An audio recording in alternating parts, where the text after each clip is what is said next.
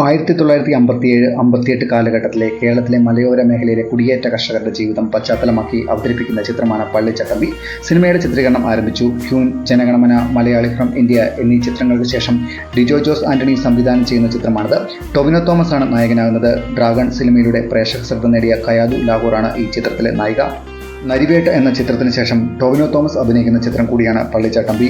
ഒരു മലയോര ഗ്രാമത്തിൽ അരങ്ങേറുന്ന സംഭവങ്ങളാണ് വിശാലമായ ക്യാൻവാസിൽ എത്തുന്നത്.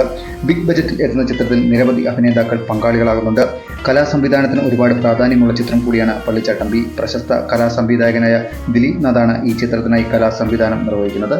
വിജയരാഘവൻ, തെലുങ്ക് നടൻ ശിവകുമാർ, സുധീർ കരമന, ജോണി ആന്റണി, ടി.ജി. രവി, ശ്രീജിത്ത് രവി, പ്രശാന്ത് അലക്സാണ്ടർ, ജയകൃഷ്ണൻ, വിനോദ് കോടമംഗലം, ചോസൂട്ടി തുടങ്ങി നിരവധി പുതുമുഖങ്ങളും ഈ ചിത്രത്തിൽ അഭിനയിക്കുന്നു. ദാദാ സാഹിബ്, ശിക്കാർ, ഒരുത്തി തുടങ്ങിയ നിരവധി ഹിറ്റ് ചിത്രങ്ങൾക്ക് തിരക്കഥ ഒരുക്കി ശ്രദ്ധേയനായ സുരേഷ് ബാബുവാണ് ഈ ചിത്രത്തിന്റെ തിരക്കഥ രചിച്ചിരിക്കുന്നത്. വേൾഡ് വൈൽഡ് ഫിലിംസ് ഇന്ത്യയുടെ ബാനറിൽ നൌഫൽ, ബ്രിജേഷ് എന്നിവർ ചേർന്നാണ് സിനിമയുടെ നിർമ്മാണം. തൻസീർ സലാമും CCC ബ്രദേഴ്സുമാണ് കോ പ്രൊഡ്യൂസേഴ്സ്. ചിത്രത്തിന്റെ സംഗീതം നിർവഹിക്കുന്നത് ജോക്സ് ബിജോയിയാണ്. ഛായാഗ്രഹണം ടിജോ ടോമിയും എഡിറ്റിംഗ് ശ്രീകാന്ത് സാരംഗും നിർവഹിക്കുന്നു. കാഞ്ഞാർ, പൈനാവ്, മൂനമറ്റം തുടങ്ങി ഇടുക്കി ജില്ലയിലെ വിവിധ പ്രദേശങ്ങളിലായാണ് ഈ ചിത്രത്തിന്റെ ചിത്രീകരണം പൂർത്തിയാക്കുക. കയാഡു ലാഹോർ അഭിനയിക്കുന്ന മൂന്നാമത്തെ ചിത്രം കൂടിയാണ് പള്ളിച്ചട്ടമ്പി.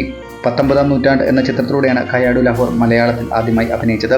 ഒരു ജാതി ജാതകമായിരുന്നു മലയാളത്തിൽ അഭിനയിച്ച കയാഡു ലാഹോറിന്റെ രണ്ടാമത്തെ ചിത്രം.